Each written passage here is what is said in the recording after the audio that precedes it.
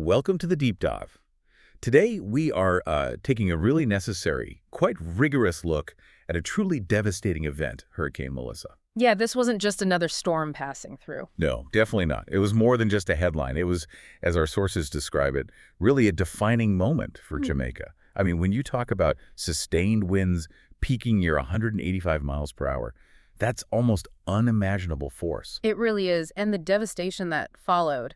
Well, it left entire coastal communities, and this is a chilling description from the source, unrecognizable. Unrecognizable, wow. But we need to move beyond just, cataloging the damage. Right. This deep dive is guided by some critical insights, particularly from Dean Jones.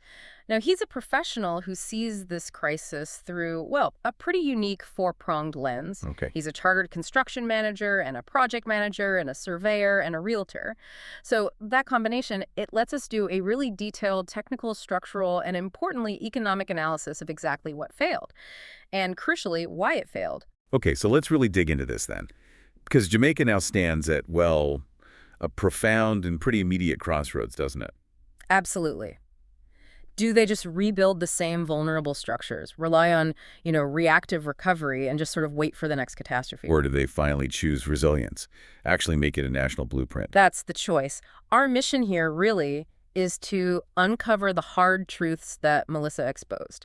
We need to identify the systemic, the long-term changes that have to be implemented. And these range from, like, simple construction fixes to massive national policy shifts, yeah. Things that can build a stronger, smarter future. For the listener, for you, understanding this is key. So the core conflict here is between being proactive with policy versus just reacting after the fact. Exactly. Proactive policy versus reactive recovery.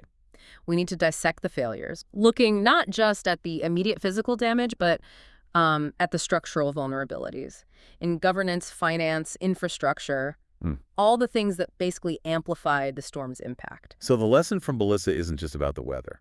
No, not at all. The lesson is that the largest part of the disaster was arguably human-made. It wasn't just the wind and rain. Okay, let's start at ground zero then. The immediate descriptions of the devastation. They're haunting. Yeah, the source material paints a vivid, frankly terrifying picture of the aftermath. Professionals on the ground describe the scene in some regions as resembling a war zone. Right? Or even suggesting, incredibly, that a nuclear blast had erased what once stood proud. That kind of language. Yeah. It tells you something about the sheer shock, doesn't it? Yeah. An erasure of the familiar. It does, and that descriptive language is essential because it captures the psychological shock, not just the physical reality. We are talking about specific areas that really became the epicenter, the ground zero regions, Westmoreland, Black River, and Treasure Beach. These places bore the absolute maximum brunt of those 185-mile-per-hour sustained winds. And what really drives home the infrastructural failure, which is, the core of why we're having this discussion, is the data on structural loss. In these heavily affected areas, the sources estimate a staggering 80% loss of roofs. 80%.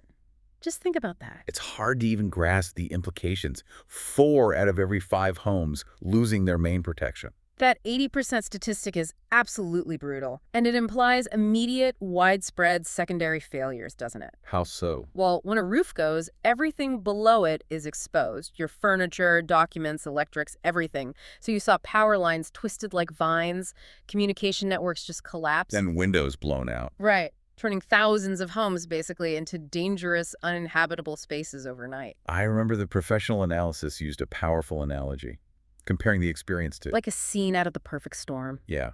And that's not just about the initial intensity, is it? It's about the prolonged misery, the compounding effects, that feeling of just overwhelming force that couldn't be resisted. Exactly. But what's really fascinating about the chartered construction manager's immediate analysis is how quickly he pivots away from just blaming the weather. Right. He doesn't just stop at, it was a big storm. No.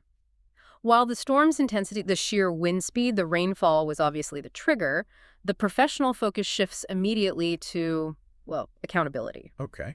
The argument is that the widespread destruction was fundamentally about the systems we haven't built, the standards we haven't enforced, and the lessons we haven't applied. Ah, okay. That is the pivotal distinction, isn't it? It moves the conversation away from, unavoidable natural forces. To entirely controllable human failures. Failures in planning, in construction, in enforcement. But let's stick with that 80% roof loss for a second. Hmm. What does that mean beyond the structural damage for national recovery timelines for people's lives? It means mass displacement, first off, and exponentially higher recovery costs. If 4 out of 5 homes in a region can't shelter their residents, you instantly overwhelm local infrastructure. Schools, churches. Yeah, they all become emergency shelters, straining resources that are probably already stretched. And furthermore, if you lose 80% of the roof structure, the structural integrity of the remaining walls is often compromised. From water damage, impact forces. Exactly. So this widespread failure really implies an underlying structural vulnerability across the board. It was just waiting for a storm of Melissa's magnitude to expose it. And that realization is what has to fuel the discussion about construction standards, right? Precisely. It sets the stage perfectly for looking at why these buildings failed. Which brings us neatly to segment 2. Yeah. Identifying those specific technical failures, the things built into too many homes across the island. Yeah, the hard truth, as the source puts it, is that many structures, often homes passed down through generations, were simply never engineered, never reinforced to withstand hurricane winds of this velocity. They just weren't built for it. Pretty much. And this is where the specific expertise of the surveyor and the construction manager becomes so valuable. They pinpoint the primary technical failure point. And it's deceptively simple, often inexpensive to fix. And that failure point Right. is the missing connection between the roof and the structure below it. We are talking about the hurricane strap, or sometimes called an anchor plate. It's a relatively small piece of metal. Okay. And the actionable mandate coming out of this disaster is stark. These straps, they must become a legal requirement for all new construction and any major renovations, no exceptions. Okay, so for you listening, we need to go a bit deeper than just they hold the roof down. Yeah. How exactly does a hurricane strap work, and why is its absence so catastrophic when those 185-mile-per-hour winds hit? Right, so when extreme winds blow over a roof, they don't just push down on it. Actually, the main force is uplift. It creates a vacuum effect, kind of like an airplane wing that tries to peel the roof off the walls. Oh, okay, pulling it upwards. Exactly. Huge tension forces. A hurricane strap, typically strong, galvanized, or stainless steel, is designed specifically to transfer that uplift force. It connects the roof truss or rafter directly down through the wall framing and, ideally, all the way into the foundation. It creates a continuous load path. So, if the strap is missing, the only thing holding the roof on is basically gravity and maybe some nails, which stand no chance against that kind of uplift. Precisely. The uplift force easily overcomes simple friction and standard nailing patterns. The whole roof system can just detach, sometimes in one piece. And crucially, think about this, if the roof stays, the structure often remains largely intact. It protects the interior. But if the roof goes, The walls lose their lateral support, they can collapse. And the interior is instantly exposed to driving rain, leading to massive structural damage and total loss of contents. That 80% failure rate we talked about. It points to a massive systemic neglect of this basic load path requirement. but if they are inexpensive, you said that we're talking, what, a few dollars per strap? Yeah, the cost of the straps themselves is minimal. So why are they consistently absent? Is it just apathy? Is it a supply chain issue? Or maybe a lack of skilled labor who know how to install them properly? It's probably a combination of all three, but the assessment leans heavily towards apathy and, critically, a lack of rigorous inspection. Ah, In construction, let's be honest, time is money. Installing straps correctly takes a bit more time, it requires specific types of fasteners, and maybe an untrained worker doesn't grasp why it's so crucial to secure that strap fully along that critical path. so they might skip it or do it poorly if they think no one will check. Exactly. The professional assessment highlights that the material cost is minor, maybe a few $100s, to properly strap an entire average house. But the perceived inconvenience, the little bit of extra labor, it often means builders skip it, especially if they know the inspection process is lax. Okay, that makes sense. But it also raises a bigger question, doesn't it, about the effectiveness of the roofing materials themselves, even with straps. Yes, the source definitely brings this up. Should lightweight roofing materials like asphalt shingles or standard metal sheeting even be used in these high-risk hurricane zones anymore? It's a fundamental debate now. While straps fix the connection, the inherent vulnerability of lightweight roofing materials in truly extreme winds remains a concern. So what's the alternative being proposed? The professional recommendation, particularly for coastal areas that get the worst of it, is to seriously consider adopting reinforced concrete roofs as the standard. Wow, okay. Reinforced concrete roofs, that sounds like a monumental shift. Huge economic implications, huge technical trade-offs, surely. Oh, absolutely. It's not a simple switch. The first major barrier, as you guessed, is cost. Concrete roofs are exponentially more expensive upfront than traditional timber framing with lightweight covering. And heavier, right? Much heavier. Massively heavier, which means they require significantly stronger foundations and load-bearing walls to support that enormous weight. You can't just put a concrete roof on a house built for shingles. You'd have to redesign the whole support structure. Completely. And there's another complication. Jamaica is also in a seismic zone. Right, earthquakes. So adding substantial mass high up on the structure, which is what a concrete roof does, can actually increase the damaging inertial forces during an earthquake. This necessitates even more rigorous, specialized foundation and wall reinforcement to handle both wind and seismic loads safely. So it's not just about the roof, it's about engineering the entire building system differently and more expensively. Precisely. It's a system approach. However, the source argues very strongly that this trade-off is ultimately worth it. Why? Because of the long-term view. Exactly. By shifting from materials that almost guarantee vulnerability in a major storm to a material that offers inherent resilience, you effectively move the homeowner's financial burden. Instead of facing the repeated, devastating cost of recovery, the 5 to 10-year rebuild cycle we see in some areas, you make a singular, high-quality, potentially permanent investment up front. So pay more now to avoid paying much more, repeatedly, later. That's the core argument for true national resilience.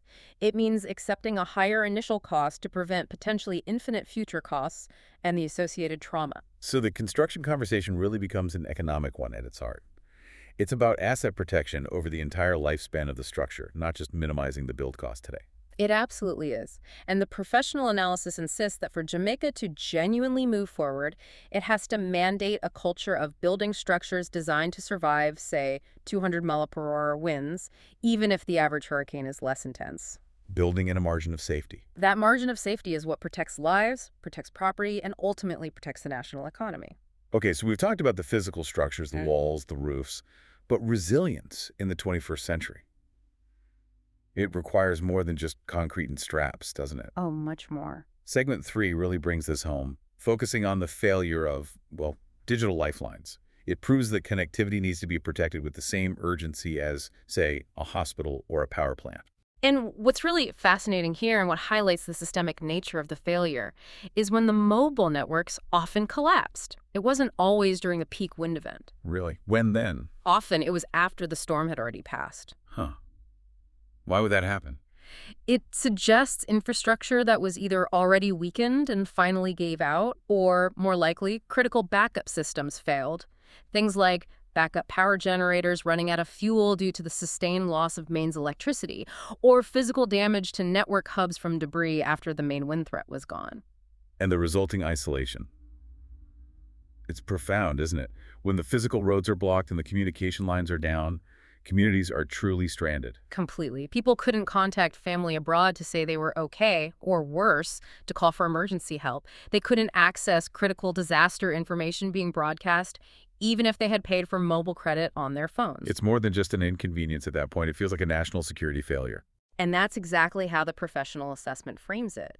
The assertion is now unavoidable. Reliable connectivity must be treated as a national utility. Like water, roads, electricity. Precisely, a piece of critical national infrastructure, especially given the government's own stated policy aims for digital transformation across Jamaica. You can't have a digital society if the network collapses every time there's a major weather event. It has to be hardened. I totally agree with the utility status analogy, but what does that mean in practice? What specific, likely, very costly infrastructure upgrades are needed to fix this fragile network? Okay, the assessment points to massive long-term capital investment needed, focusing on 3 specific areas. First, satellite redundancy. Meaning, if the ground-based fiber optic cables are cut and the mobile towers are down or without power, the country needs guaranteed high-capacity, secure satellite communication links. For essential services, emergency responders, government coordination, core financial transactions at the very least. And this requires dedicated pre-contracted bandwidth, not just relying on, whatever consumer satellite services might be available. It needs to be robust and prioritized. That sounds like a huge operational shift and probably expensive. What about the physical network on the ground? That's the second point, underground fiber resilience. Putting the cables underground. Exactly. Right now, much of Jamaica's communication backbone is strung overhead on utility poles. We all see it. Which makes it incredibly vulnerable to high winds, falling trees, debris, everything we saw in Melissa. Precisely. Moving those critical fiber optic lines underground is immensely expensive, there's no denying it. It involves trenching through all sorts of terrain, sometimes solid rock. It requires huge coordination between telcos, utility companies, local parishes. Sounds like a multi-decade project. It probably is. But the analysis argues that the cost of not doing it is perpetual disruption, perpetual economic loss every time there's a storm. It's investing in continuity. Let's just pause on that underground fiber for a second. If a company can save, presumably, millions by just stringing lines overhead on existing poles, why would they ever choose the costly, disruptive process of trenching unless they're absolutely forced to? Well, generally, they won't, not purely based on market forces alone, which is exactly why treating connectivity as a national utility becomes so important. It implies government mandate. Okay, so regulation has to drive it. Regulation, potentially financial subsidies, or making it a strict requirement for renewing their operating licenses. The source material really emphasizes that while the short-term cost and disruption of undergrounding are high, the long-term economic dividend from uninterrupted commerce from improved public safety vastly outweighs that initial capital expenditure. It effectively shifts the burden of risk from the individual citizen onto the corporate infrastructure provider. Okay, so satellite redundancy, underground fiber was the third area. The third solution targets the actual broadcast points, mobile tower reinforcement. Making the towers themselves stronger. Yes. Towers need to be structurally certified to withstand, say, 200-mile-per-hour winds, not just the bare minimum standard, maybe 150 miles per hour. And it's not just about the steel structure itself. It's about the foundation tie-downs being adequate. It's ensuring the antennas and all the auxiliary equipment mounted on the tower remain operational and securely attached during extreme conditions.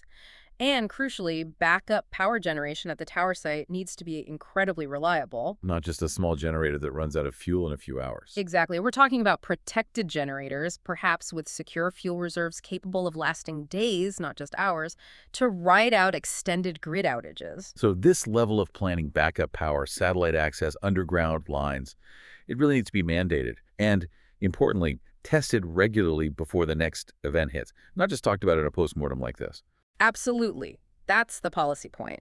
It needs to be written into the service license agreements for all major telecommunication providers in Jamaica. Continuity of service during a declared national emergency shouldn't be an optional feature or a best effort clause. It has to become a core, non-negotiable requirement of doing business in the country. This whole connectivity failure really highlights a systemic gap, doesn't it? A lack of disaster preparedness built into the very framework of digital governance. It does. It shows that thinking about digital infrastructure purely in terms of market growth isn't enough. Resilience has to be designed in from the start. And thinking about costs and who pays leads us directly into what might be the most sensitive and perhaps most economically destabilizing issue that Hurricane Melissa really threw into sharp relief. Which is? The financial precarity of the average citizen.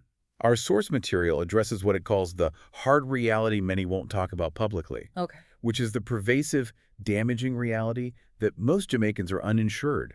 Their homes, their biggest assets, have no insurance coverage. And we need to be absolutely clear about the root cause here. It isn't necessarily apathy, though that might play a small part. The overwhelming reason is cost. How bad is it? Property insurance in Jamaica is often 10 to 15 times higher than what you'd pay for comparable coverage in, say, the UK or the US. 10 to 15 times higher. Yes. It's staggering. I know. And look, this isn't necessarily due to some kind of corporate malice. It's largely driven by the high concentration of catastrophic risk hurricanes, earthquakes in a relatively small, geographically contained market. Insurers have to price premiums exorbitantly high to build up enough capital reserves to cover potential massive payouts after an event like Melissa and to afford their own reinsurance on the global market. But a cost multiplier like that, 10 to 15 times. Right. It completely changes the nature of insurance, doesn't it? It transforms it from what should be a standard financial necessity for homeowners into an unattainable luxury item. Exactly. It immediately prices out the average homeowner. It prices out many returning residents trying to build their retirement home. And it certainly prices out anyone building a modest structure in a working-class community.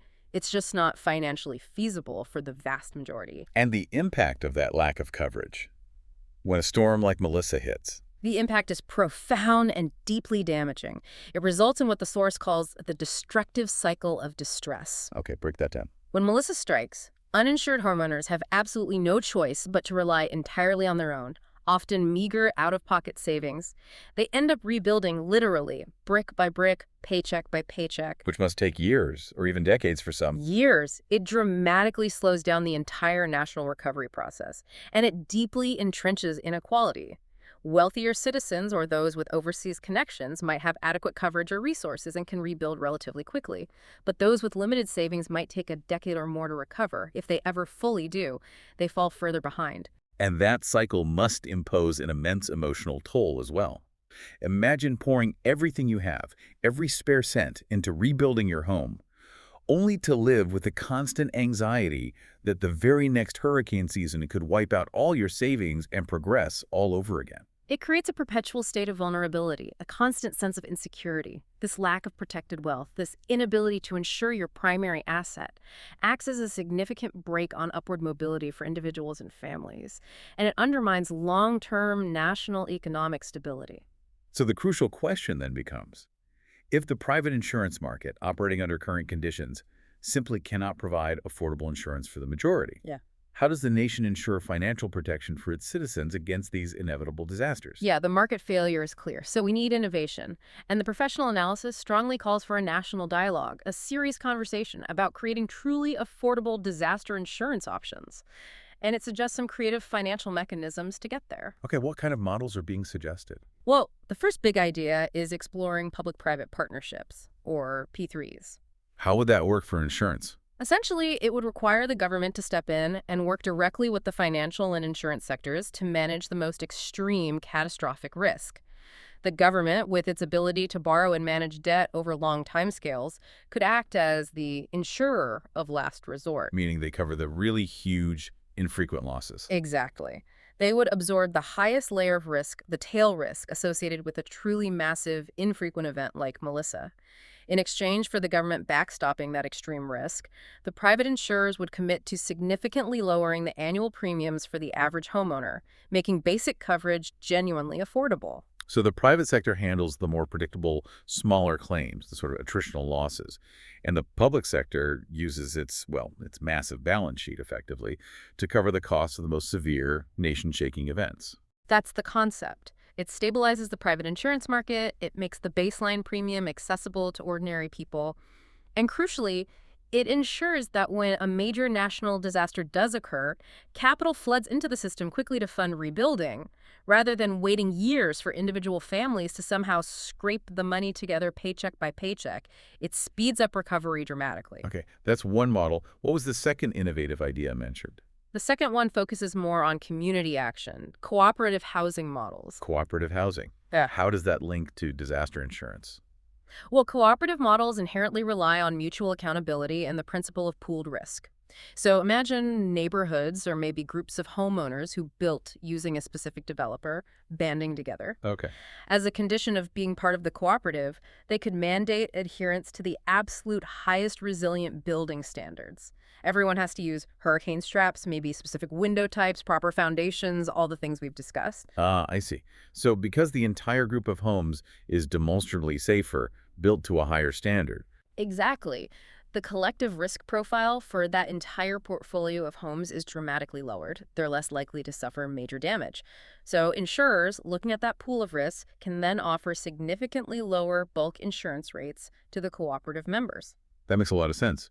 By requiring compliance with building standards within the group, the cooperative reduces the moral hazard. Yeah. The risk that individual homeowners might build cheaply because they think someone else, the insurer, will just pay for repairs anyway. Precisely. They are pooling risk, yes, but they are also pooling accountability for how they build. It creates a powerful built-in incentive structure for resilience at the community level. It empowers homeowners to lower their own insurance costs by building better. It does. And the professional source uses a really brilliant analogy here to underscore the potential. What's that? It says, look, If the global financial system has managed to engineer incredibly complex solutions for things like credit cards, for microloans in developing economies, for intricate global derivatives worth trillions, it certainly possesses the intellectual capacity and the ingenuity to design a financially viable disaster insurance product that actually protects the population of a country like Jamaica. Good point. This isn't fundamentally a problem of capability, the argument goes. It's a problem of priority and political will. We need that same level of financial engineering skill applied to managing climate risk and protecting citizens, not just focus solely on generating profit from speculation. Okay, so this entire deep dive seems to be anchored on one really powerful realization, doesn't it? The government cannot stop a hurricane from forming out at sea. No, of course not. But it can, and therefore arguably must, prevent the avoidable losses. The losses that happen because of failures in how we build, plan, and regulate. That's the crux of it, preventable losses. So in our final segment, looking at policy and the path forward, what needs to be the immediate focus for national governance in Jamaica based on this analysis? The focus has to shift decisively from just writing rules to actively enforcing them. There is an urgent need, according to the source, to review and then aggressively enforce Jamaica's existing building codes. It's making sure they're actually up to scratch for modern hurricane threats. Yes, ensuring they meet rigorous wind resistance standards for events like Melissa. But even more importantly, ensuring that every single structure, new builds, major renovations actually meets those standards in practice. Because the codes might look perfectly fine on paper, but if they're consistently ignored during the actual construction process, well, they're effectively useless. And the bottleneck for enforcement, that often seems to be at the local level, doesn't it, with the municipal authorities? Precisely. The local parish councils, their physical planning departments, their building inspection units, these are the front lines of enforcement.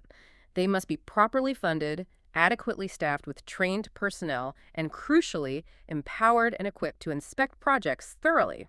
Not just sort of rubber stamping plans that look okay on paper. Exactly. We need inspectors out on site who know exactly what a properly installed hurricane strap looks like, who can spot substandard concrete mixes or inadequate foundation work, who are trained and mandated to physically monitor construction progress, moving the process away from being just a bureaucratic sign-off system based on submitted drawings. But enforcement can sometimes feel punitive, can it? Especially if people are already struggling with high material and labor costs.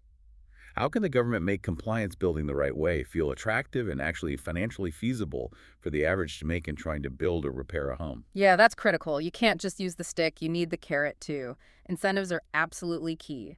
Compliance needs to be, ideally, cheaper and easier in the long run than non-compliance. So what kind of incentives does the source suggest? It outlines several critical mechanisms the government could use. First, tax breaks, offering significant reductions or maybe temporary waivers on property taxes for homes that are certified as being built or retrofitted to meet the enhanced resilience standards.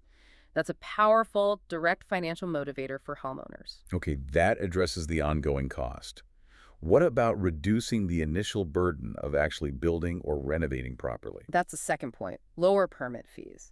And also streamlining the often cumbersome permitting process specifically for projects that demonstrably incorporate resilient design features. If the government can cut through some of the administrative red tape and reduce the upfront costs associated with getting approvals for doing things the right way, it encourages formal, code-compliant construction rather than people taking shortcuts or doing informal, uninspected additions. And what about direct financial support?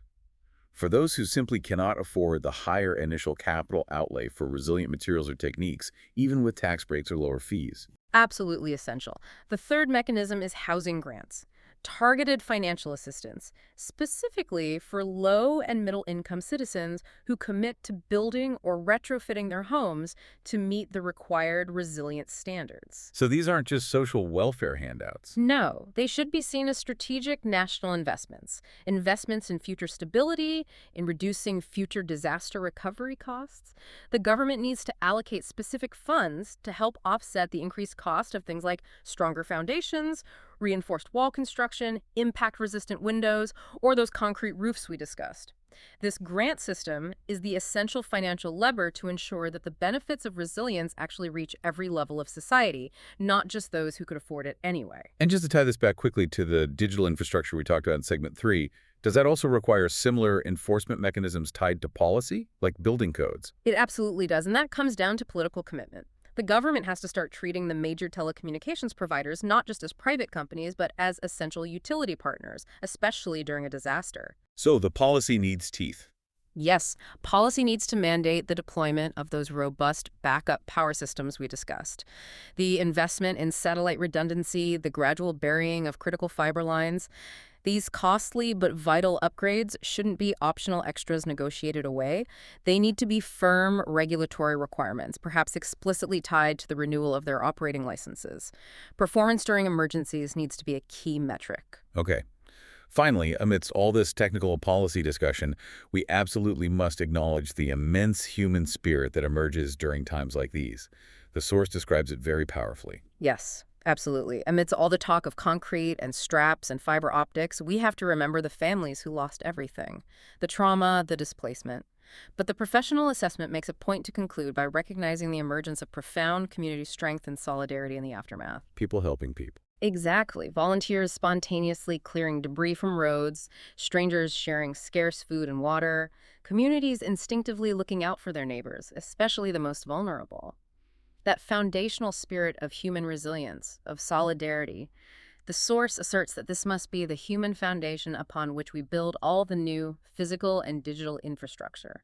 That spirit needs to be nurtured and supported. And just to ground the feasibility of all these ambitious changes we've discussed, the building codes, the insurance reform, the infrastructure upgrades, the source author, Dean Jones, subtly reminds us of his own global professional experience. Right. He mentions having worked on complex projects in the UK, places as significant as the Palace of Westminster in London, and major infrastructure works at Cranfield University. So the point being? The point is that the strategic knowledge, the high-level technical expertise, the capacity for large-scale, resilient project planning and management, it already exists. It exists within the Jamaican diaspora. It exists within the country's own professional class. This isn't about needing to import brand new knowledge. The expertise is available. The analysis, like the one we're discussing, is complete. Exactly. What is required now, really, is the political will and the unified national commitment to actually implement these necessary systemic changes to ensure that the next generation inherits a genuinely stronger, safer, more resilient Jamaica. Hashtag outro. Well, this has been a really necessary and I think quite sobering deep dive. For you, the listener, hopefully it's clear that the pathway forward for Jamaica after a storm like Hurricane Melissa requires a fundamental, probably quite challenging three-pillar transformation. Physically, we need those immediate mandates for simple, critical fixes, things like hurricane straps becoming non-negotiable, and a serious nationwide cost-benefit analysis on making that shift towards inherently stronger materials like reinforced concrete roofs, especially in coastal zones. Then digitally. Digitally, yeah. Achieving real stability means finally treating connectivity as the essential national utility it clearly is. That means enforcing investment in things like satellite redundancy and that long, expensive project of getting critical fiber optic cables underground. And finally, financially. Financially, the hardest part, perhaps. It needs a national dialogue, a real commitment to engineer genuinely affordable disaster insurance, using creative tools like those public-private partnerships or supporting community-based cooperative models. And that whole transformation across all three pillars, it really has to start today. It can't wait for the next storm warning. The source material's closing argument is probably the most provocative thought we can leave you with. What's that? The next major hurricane to hit Jamaica is not a matter of if.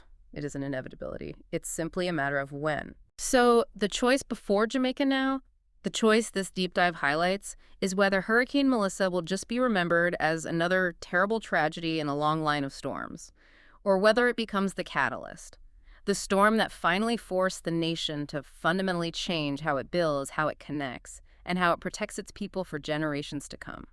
That difficult choice really does define the nation's future path. Thank you for engaging with us on this essential deep dive into national resilience and recovery. Yeah, thanks for joining us. We will see you next time on The Deep Dive.